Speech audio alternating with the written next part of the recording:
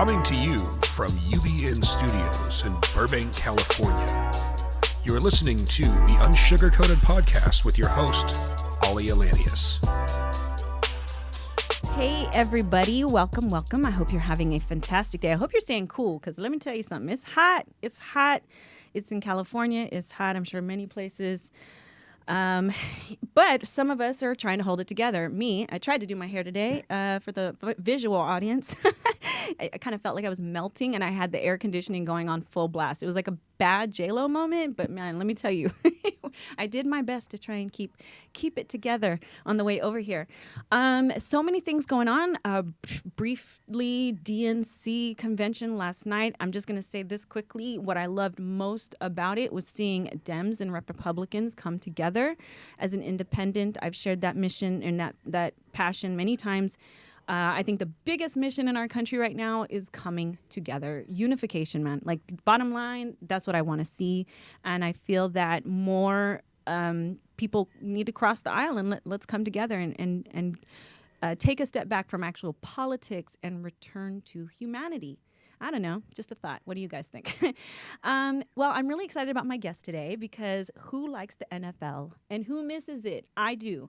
I'm a Bay Area native. I'm from Napa, and I sat as a little girl watching the Niners play every football season with my grandfather. And I remember watching him stand up and yell at the TV and at Lott and Rice and Montana. And I mean, I did them all. I mean, I'm aging myself here, but I'm not going to be ashamed of that. I watched them play. And funny enough, sports became a huge thing for me. And it's an analogy. It's why I love athletes and I admire their tenacity and drive and all of that. So that when you hear what my guest does today, you'll understand why I'm saying that. I'm actually being joined by a woman who not only knows what it means to capture life through the lens of a camera, but also as a professional photographer. So let's get started. Having started her career in photography 15 years ago, Kym Fortino started out with just a passion to document her kids playing sports, as well as local youth sports. And that turned into becoming an official team photographer for the NFL team San Francisco 49ers. 2020 is her 13th season. In 2013, when she was diagnosed with breast cancer, she was supported by the team and staff in a myriad of ways, including a halftime show that brought her on the field to be celebrated for her courage and strength. They even have a nickname for the 4'7" powerhouse, Kym Possible. With COVID keeping the NFL on hiatus, she has taken to the streets of protests all over the Bay Area in an effort to use her skills as a photojournalist to capture images that tell the story of what is happening in our society right now. When we look back at historic moments in time, we are easily moved by photos that highlight the tragedy and triumphs. They tell a story, and there is a reason we say a photo is worth 1,000 words. I'm happy today to have you hear her story and perspective for a conversation about photojournalism, what it means to her, and how she is using her ability to capture incredible moments. She is normally behind the camera, but today I've got her in front of one. Please welcome Kym Fortino.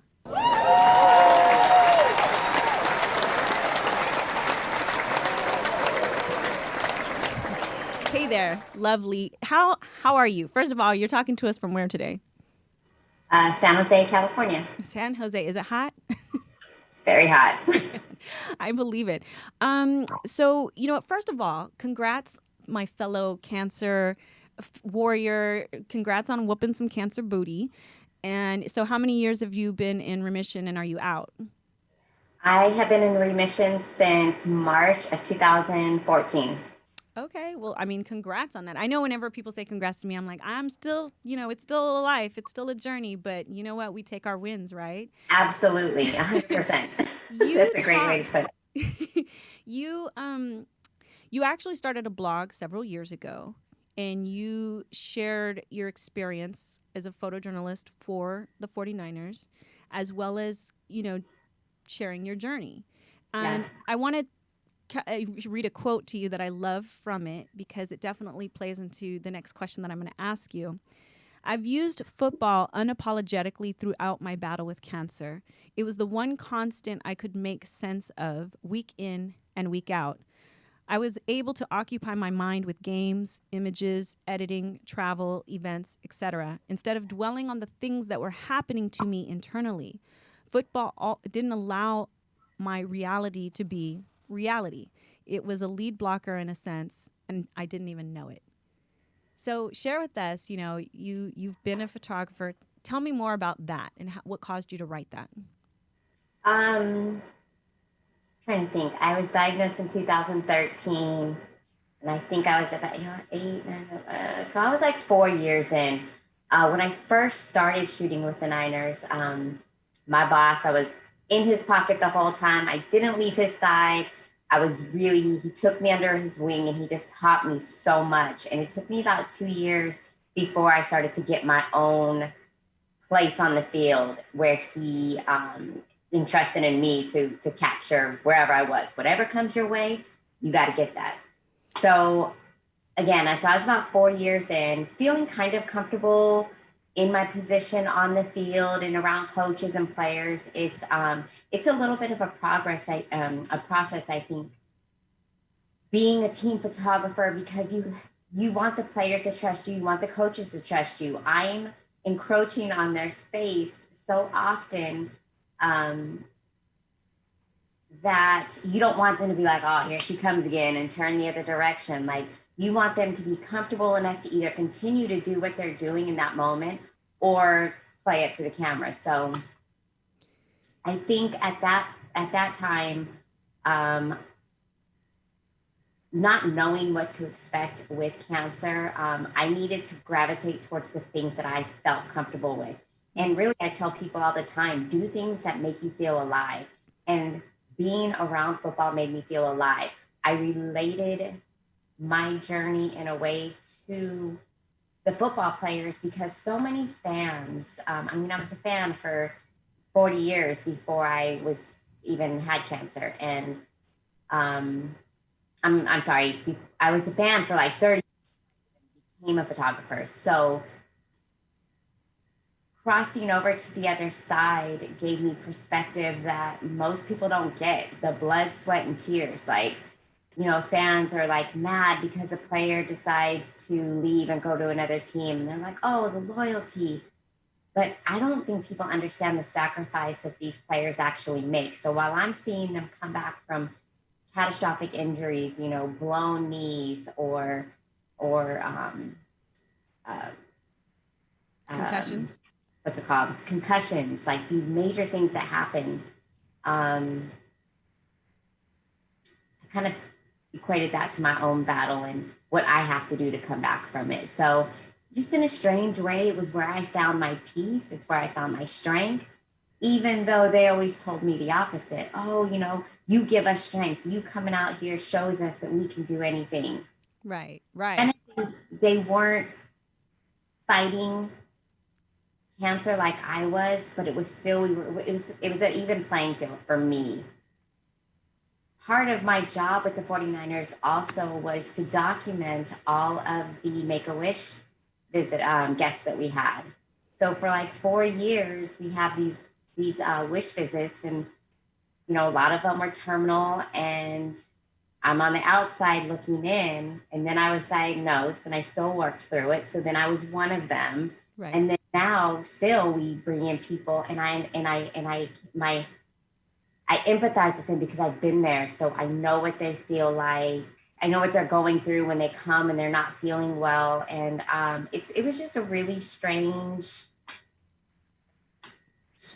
place for me to have kind of went, I guess, 180 with that, or 360. Right. Well, 180. Yeah. Yeah. So I became, I just crossed over the other side of the fence with them. In that, because I think it's fascinating, you weren't just also going through your own battle, but then you are capturing, like you said, as part of your job and photography, it's, you're documenting what's happening with them as well and telling a story through images. How did it make you feel as a photographer being able to capture moments where these big guys come into a hospital and, hang out with a little girl or a little boy? And, how did that feel, and what was that like for you as an observer with the 49ers? Before or after I had cancer? I know, probably after. Let's go with after. Wow. Gosh, I think I really just, oh man, I don't think people really understand that very short amount of time, the conversation, the smiles, just that you take away that pain and you help them to forget what's going on in that moment, and they feel special. Right. I'm always so proud of our guys, because they're these big guys, and these, normally they're in their hospital beds, and they're not feeling well, and they walk in and they just light up. And it makes me feel so good to know that it's bigger than football. Right. And for me, I take so much pride in it. I did before, but like probably 1,000 times more, being able to capture those, because there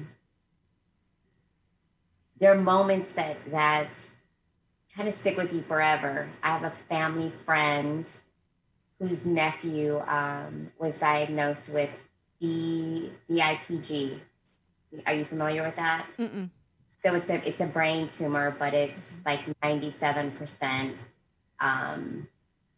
mortality rate. And he grew up, I want to say he was 10, but whole family Niner fans. And I guess he was probably about 4 months in. So he'd really started to not feel very well. He needed some help walking or whatever. So we brought him, and we just had this amazing day for him. And I captured everything. And his family, they all repost pictures, because he did pass away the day after we landed in Florida. I got the call for the Super Bowl, and he had passed. And that was really hard, because Don't worry, I cry all the time on this show.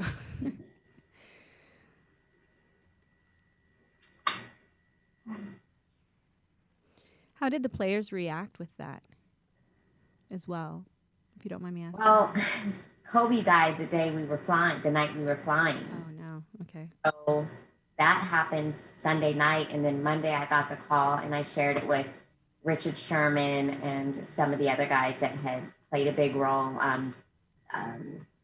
DeForest Buckner, and it was hard. It was heavy. Right. It was really heavy for us that first few days, and we really kind of had to transition mentally to, okay, we've taken in all of this. Now we have to go out there and practice and get ready for this game that was coming up. So right, they know they make an impact. Yeah, that's the thing. They should know. I mean, and I agree with you. Like when it comes to athleticism, when I went through my journey with cancer, I just used to really focus on the mental and physical. And you look at athletes and you know how much they go through. And you, more than anybody, you'd see them soaking in ice after games. And, and your job is to document a lot of that. It's incredible. Right. I know we had some technical difficulties earlier. I don't know if all of your photos, we have some of your amazing photos that you've taken.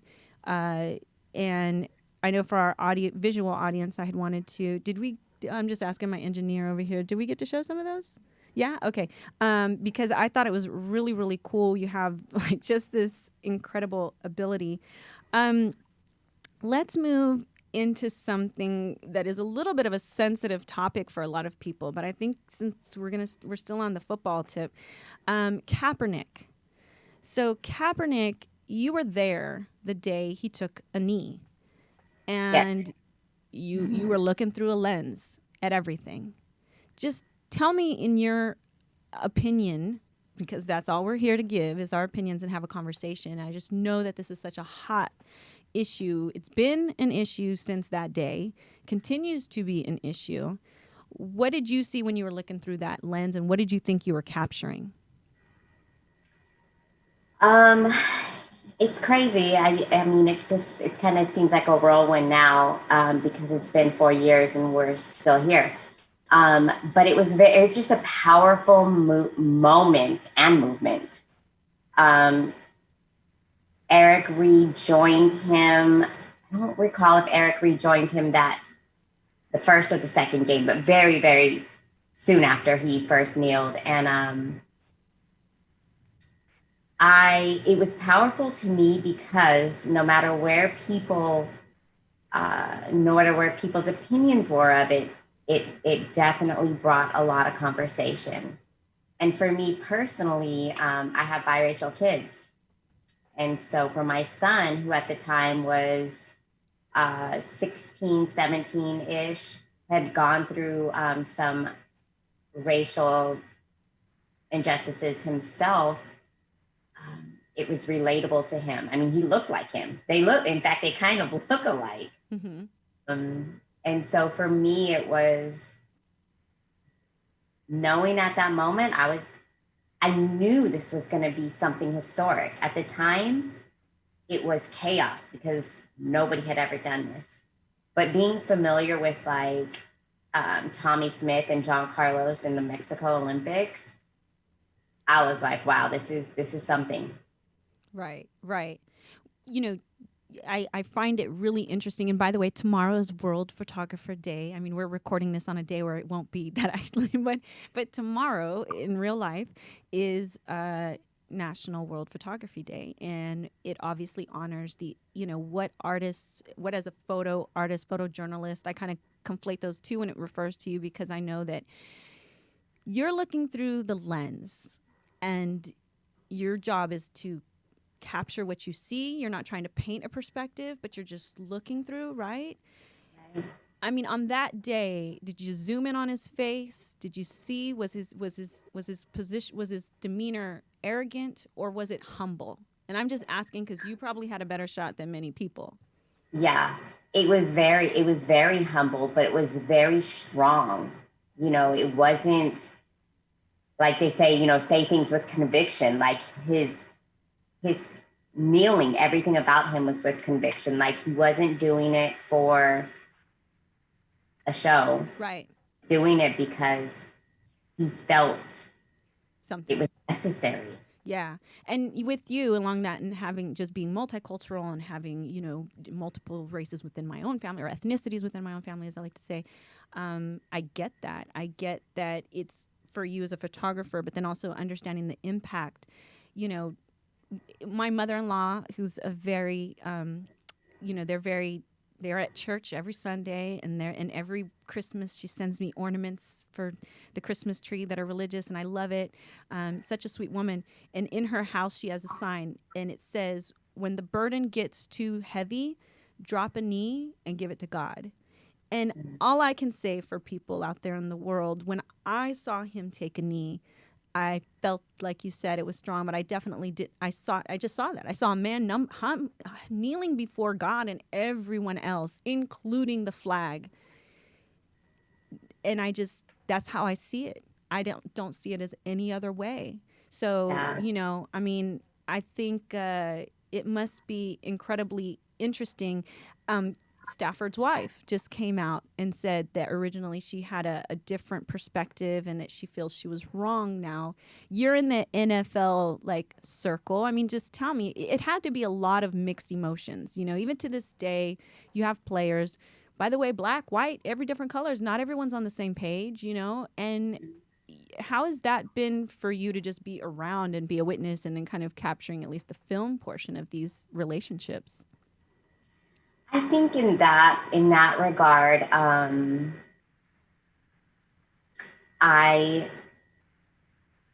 just, oh God, you just shoot what you see, what you feel. You kind of let that story tell itself. I like that. Yeah, some things, you just leave it up to the image. And I feel like I'm an emotional photographer. I really gravitate towards emotion. Yeah. And, so I think that's. Yeah, you do. Okay, so moving forward. So now you've been doing the protests, and we have to talk about this because you've gone all over. No agenda, just capturing. And photojournalism is a real thing for people out there who don't understand, And you've gone out there to capture history. You captured images, like you said, you're just pointing and shooting, but you're capturing such heavy, heavy things. I know we're going through some of the photos now. What has it been like for you as an observer as well as a photojournalist? Initially, I wasn't sure what to expect. I actually have taken, I've done a few other protests that were like women's rights or whatever. So much lighter, but still very important topic. I wasn't sure what to expect with this, especially with all of the coverage that we were getting nationwide those first few days. So when I decided to go to the San Jose one, which we had a standoff with the police officers, and I was a little hesitant at first because I didn't know these people, and here I am. Here comes Kym with their camera, and it's like this big, and I'm this big, and I'm just pointing it in people's direction, and so I was a little hesitant at first, but then once I felt like it was kind of an overwhelming feeling of acceptance where they wanted to be seen, they wanted to be heard. And every once in a while, someone would see me come and they might turn their face a little bit, and I completely respect that. And then again, me being this emotional photographer, we're all wearing masks. And so I'm looking at people's eyes, which now have to carry the emotion that I'm looking for, because normally it's the whole face and I see the mouth and they're angry or they're sad or whatever. Now I'm looking at their eyes. So I spent part of one protest just shooting eyes. Oh, wow. And because I was so close to them, I was like, are you okay with me getting this picture of your face? And everybody said yes. But the first week was very heavy, and I took a couple days off of the first week because I would come home and it stays with you. The stories, the emotions, but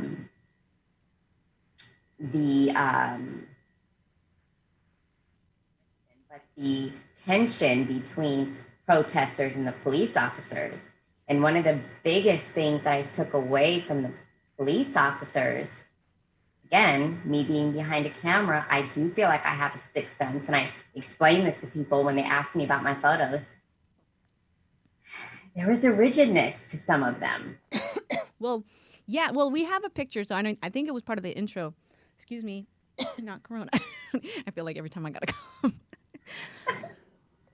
Excusez-moi.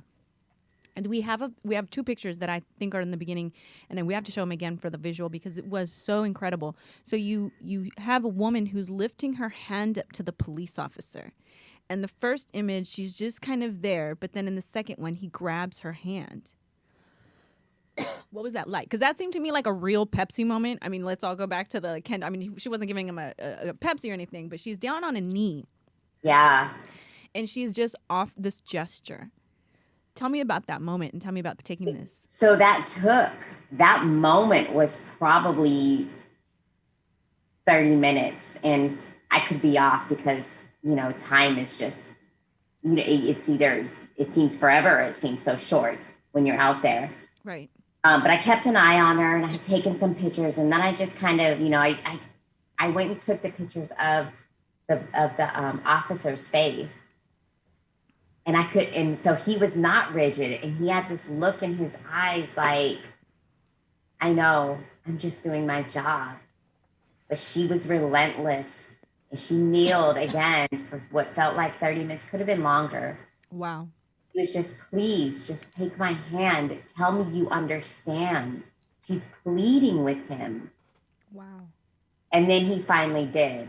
And like the crowd erupted. I'll be honest, I don't know what that meant. Because I was like, okay, now what? Right. Happy with that? Are we good? Do we go home? And we didn't. Right. They kept, other things were, other protesters were trying to talk to other police officers. And I believe that night he was the only one that gave anything. But it was just,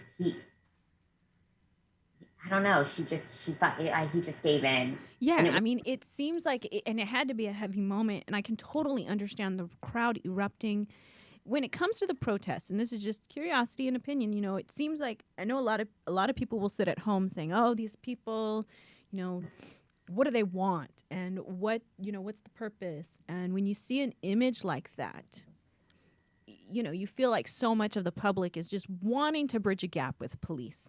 I know me personally, I don't have anything against police officers that are here to protect and serve our community. The only police officer or sheriff or anything else law enforcement agency that I'm going to have a problem with is if you're not doing your job the way that you should be. And so that moment, like you said, I mean, where do we go from there? Where do these, because right now with the heat, I'm just out of curiosity, are they still protesting actually? Because you were going to protest quite often. They've been ongoing. We were at Santana Row Saturday night, and it was Slow the Row. And are you familiar with Santana Row? I am. Yeah. Okay. Having lived there before. There's definitely a certain demographic of people that go there, and the idea was to obviously disrupt their peace and let them know we're still protesting. They're still being there. The racism still exists.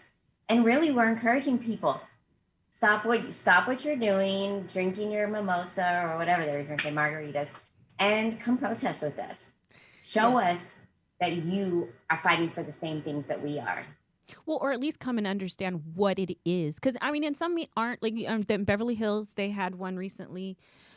And I live, just a few blocks from Rodeo Drive, far enough away to be LA side, but it's not close, but close enough to be like close enough.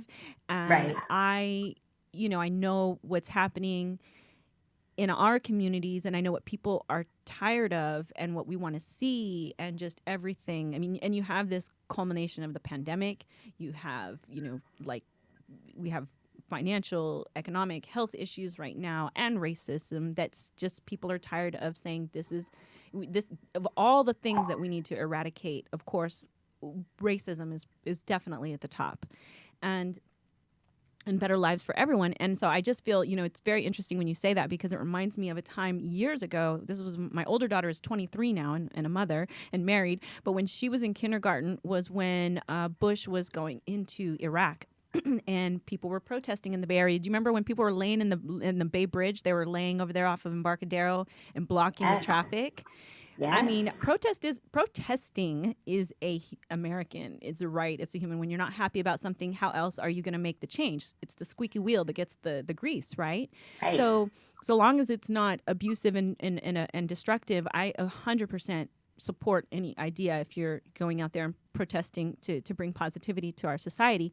So I remember I was standing there in kind of the courtyard of my daughter's kindergarten class, and we were waiting for them to get out. And one of the women there, she just was like, "Oh my gosh, I just can't believe these protesters are blocking traffic." And, and I'm not trying to imitate her in a mean way. That's literally how she sounded. It was just definitely the, "Oh my gosh, this is just too much. It's interfering with my day." And I couldn't help it, Kym. It was one of those moments I went over to her and I was like, "Listen, you know what they're protesting? They're protesting innocent people being killed and slaughtered. They're protesting buildings that are there one day, gone the next. You and I, we get to go to the gym, go to the Starbucks, get our little mocha, and while people are dying." And that's what they're standing up for. So I'm so sorry if that bothers you or impedes your day, but please take a step back and actually look at this from a different perspective, And so when you do it as a photojournalist, because photography is so powerful. I mean, art in general, of course, I'm a creative. So art in general is so powerful. I think back to the days of Vietnam War and the images that were captured, children being napalmed and things like that. And we are right now living through history. We are living through history once again, and I mean, well, if somebody wants to be specific, every day is a little bit of history, but this is to me, a huge time in our country and in our world and our existence. And, so That's incredible. I love that you're bold enough to get out there. And I have to say this because I love this quote too. Size doesn't always matter. Your quote. I'm saying size doesn't always matter. Your quote. All my life, I have felt the need to fight for something. Forever being told I was too little for everything, with the exception of gymnastics. A blown knee at 11 shattered that Olympic dream, and my dad wouldn't let me play football, so soccer was it. I played like a 6-footer, and in retrospect, I can say this is where the self-driven tenacity derived. So I love that you're not afraid to get out there. You know, you're small, like you said, these cameras, as we showed in the pictures, they're almost as big as you. I mean, I don't know how you carry If I had $1 for every time I heard somebody say that camera's almost as big as you. I know, and I'm so sorry because I feel like No. It's just funny because now I'm just like, that's the like, and it's always men, and I go, that's all you got, the best you could come up with. That's the best you got. I swear, that is hilarious. And by the way, I also have to give a little context. So I have to give shout out to my best friend, my bestie, cancer survivor, warrior sister, also my publicist, our Unsugarcoated Media's publicist, and getting co-producer credit on this episode because she's been friends with you she was like, Kym, you've got to talk to Kym. And, she just turned me on to you. And once she, I was like, wow, she's amazing. She's incredible. I can't believe she gets out there. And especially in the middle of a pandemic, I feel like photojournalists. So let me actually take a step back because did you experience this? We saw a lot of these photojournalists there trying to document, and yet police would or they arrested somebody. Were there moments where you were afraid something like that could happen to you? Or did you get any problems? I did not, but I am going to Portland on Friday. Oh, wow. So you are getting up there. I know you told me you were trying to get up there. You felt the need. Do you feel a calling to go to these places and capture these images? Do you feel like I have to get up there? I can't miss this? I do. I do feel like the protests here have slowed a little bit, and I just feel this connection to Portland because relentlessness, right? Like, because we have kind of been here too many times, right? Where we've sensed or we've seen the injustice or racial bias or whatever it is, Oscar Grant or anybody in the past 4 years, and really beyond 4 years, but we'll just say 4 years. And so we all, everybody's in an uproar and they protest, and then slowly things kind of goes back to normal. Their normal lives. This pandemic has almost been a blessing in disguise for fighting against racism because we have time. Right. We have time. So yeah, exactly. What okay, so I have a couple, how do you feel knowing that you're capturing the reality a lot of mainstream or some mainstream media is not showing? And I feel that also has to do with you compelling you to go up there because you feel like you've got to get this on film. Yeah. Mm-hmm. What has been the most jarring thing you've experienced? Honestly, the most jarring thing is people that are not participating and having an opinion. And I'm like, have you been there? Have you been to one? Are you participating? How do you feel? And honestly, the most jarring thing is the ignorance. Right. And I mean, like you said earlier, you have biracial kids. I mean, and if you have a kid at all, you should be concerned about these things because you never know when it might be your child. And I saw this meme the other day and it really ticked me off because it said, you want to criticize the police. Well, you had 18 plus years to teach your kid to not be basically a D-head and a jerk or whatever, trying to, these words. I know I'm allowed to cuss on this, but for some reason I just don't feel comfortable saying that word. But and it was just really like, well, wait a minute, because there are plenty of people who are getting, harassed or harmed by police officers or law enforcement, and they are not being that way. They are not causing an issue, So I feel you, and if you're going to have an opinion, at least get out there and have a conversation with somebody, get more detail. And that's why your photojournalism is so relevant, because at least with some pictures. Now, we know that pictures can be construed, or not construed. I mean, you take an image, you got an image. I guess what I'm trying to say is the perception of that photo could be different, and especially during looking at angles, but it still is capturing something. And I think that that's really, really powerful and bold. You had also, you don't just do NFL, you do family portraits, you do other things. And you had several years ago talked about some of the things you did more out in the streets. And I want to read another quote from you because you just say the best things, it gives great perspective into you. For some reason, street photography has always drawn great personal interest. Like many forms of art, I admire, I respect, I'm inspired to try it, but that's usually where it ends. I shoot in my comfort zone. In the same breath, I'm also embarrassed to admit that I believed most people are in control of what happens in their lives for the most part. And we have a picture of you took an image of a homeless man, and you associated that with this, and you said, and if they are homeless, well then they must have made some poor decisions, which is why they are homeless now. Completely insensitive and wrong for me to throw everyone in that same boat when everyone in fact has their very own story. Now you wrote that a few years ago, and now you've obviously gotten a lot more comfortable as a photographer, getting out of that comfort zone. Tell us about that. Well, I'm still not comfortable shooting street photography. At least you're honest about that. Huh? At least you're honest about it. Like, it's a journey, right? I am, and I'm fascinated. Like, the protests have opened that up for me a little bit, honestly, because, we're just out in the streets. And so I have been able to touch on that a little bit, but I'm still not all the way comfortable because I feel like I'm invading their life. Right. And I also struggle with the idea of, and my girlfriend who I've been protesting with is going to help me with this because she's a lawyer. Shout out to Lauren. I want to do a project, and maybe that'll help me find a focus. So if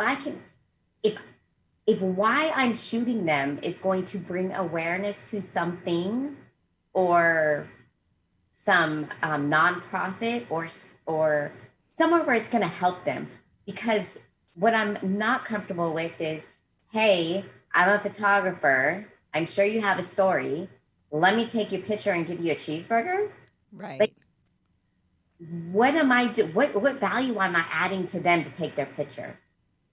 And granted, there are probably some that don't even care. They just want their picture taken and don't care. But that's not very, there's not a lot of humanity in that. And I'm not doing it for the gram. So right. why am I doing it? That and is amazing. If I find a purpose and I can bring awareness to something of street photography and these homeless people, then I'll feel comfortable. Because now I'm coming to you and I'm saying, hey, my name is Kym. I'm a photographer. I'm working on this project. I'd love to, use you as a subject. Would you mind telling me your story or whatever the case is? And I'll feel better about myself.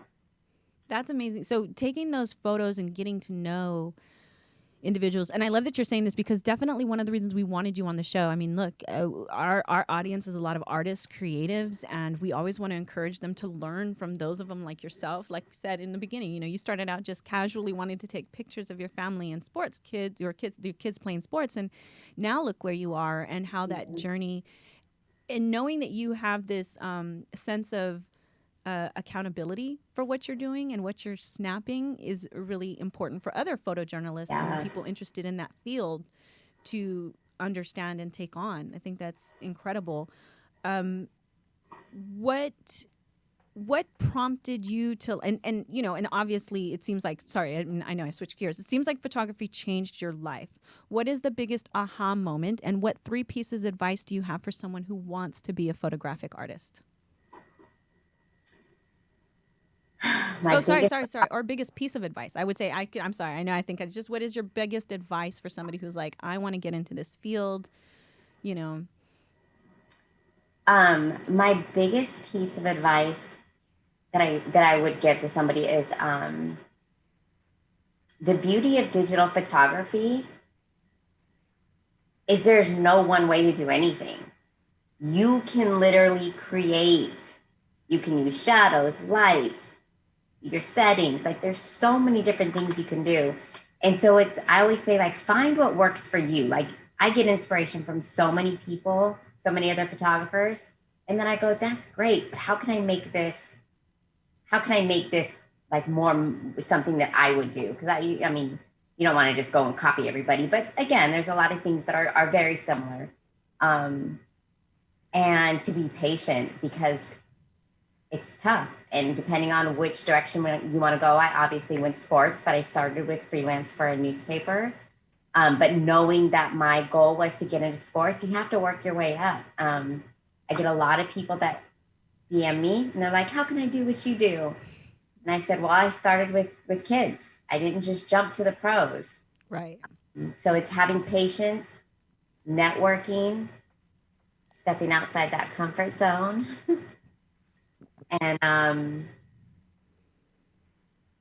yeah, it's really just taking your talents as far as you can go. And then just always evolving because there's always something new. Even with the 49ers, my boss and I were talking recently over the years of, we call them treatments, and they try to keep a certain look to the images throughout the year. And so, whether it's a tone or, an HDR look or whatever, it's always be willing to be innovative and willing to change and create something new. What are your go-to places? Look, I mean, there's people who want to learn photography, and as we said, we're in COVID, so classes, I know some are online and things like that, but what do you suggest is some of the best ways for somebody to get familiar with a camera, getting behind a camera, you know what I mean, to learn because you can't just pick up a camera and think, oh, I'm going to know how to do this. So where do they go to really learn these things that you're talking about? Or is it all just got to learn it as you go? And I mean, college, if you don't take the classes in college, I mean, I started in high school, but I didn't go to college for photography, but I had a base through high school. But again, digital photography allows us to take as many pictures as we want. Back in the day, you had to like, wait. Wait for click. The light to go back on. Wait for the light to go back on. Right. And then, and then wait, click. Much different. And now you're developing, 12 or 24 images. So you better make sure those, work good. Now you can go, okay, I'm going to go out here and I'm going to take a bunch of shots, look at it. Okay, that didn't really work. Let me make this adjustment, and you're right back at it. Okay. And so it's almost like you can be your own teacher. And again, here's YouTube, right? Right. How do you do stop motion on a DSLR? Ta-da! Right. In videos to show you stop motion. Yeah, and I mean, don't be afraid to try something new. Is always like, just keep going and practicing. Do you suggest to people to get even in their own family, get your kid out or get a nephew or a niece if you don't have one, and just really just take pictures, right? Yep. Oh, yeah. That I did a project that I think was a little bit of a turning point for me. It was a 365 project, and I took a picture every single day, all with my camera, not my cell phone. I took a picture every single day for 365 days, and I posted it. So I was accountable. I kept a camera in my hand. It started to make me think outside of the box because 365 days is a lot. Yeah. It made me be more creative. And again, it kept a camera in my hand, kept my eyes open. And when I suggest that to people, I tell them too, I said, it's funny because when I was done, it took me a while to kind of turn my eyes off. Like everything was a picture. But now my friends know we'll be walking and then I just like, whoop, there goes Kym. Oh, I love it. Awesome. I love it. I want to hang out with you when I walk because my husband, he's like, don't slow me down. Like when we go places for a minute, I'm just going to have to make this for a minute. He would be like, we have our eyes, we have our memories. And then after a couple years of like going to some of the beautiful places we go to when we could travel, of course, I was like, well, no. It's something, look, my brain is going. Someday I might not remember that. So I need to take pictures. And I walk around and he'll be like, well, that's going to slow us down. I'm like, well, it's going to slow us down now because I'm going to take a picture. And I think there's balance with that because I go to Maui is my secret getaway. Well, not so secret. I'm always there, but it is my place that I go to and I decompress and I recharge. And the first couple times, probably when I started doing that about 5 years ago, I would bring my camera. And I'm like, why am I lugging? Of course, I have a big camera, but why am I doing? I'm not taking my camera. So I don't now. This is the one place I go to decompress. So I'm not going there to take pictures. Oh, I do just, I'll take one with my phone or whatever, but right. I really do just try to enjoy the moment. So Absolutely. Yeah, can't like my say your grandfather husband's said, there's totally a time. wrong. Yeah, there's a time and place for everything, right? Well, There I'm is. so glad that we could get you out from behind the camera today because I know you're always behind it. But I love your energy. I love that you've taken the time to come and hang out with us and tell us about your experiences. For anybody who wants to go look at your blog or go and like support you, where do they go? Kym Possible, KymPossible, and the number 3 at the end of that. Yay. Thank you so much, Kym. I Thank you. appreciate you. And next time I get up to the Bay, we're going to have to get together and do some pictures. Yes, please. Make it happen. All right.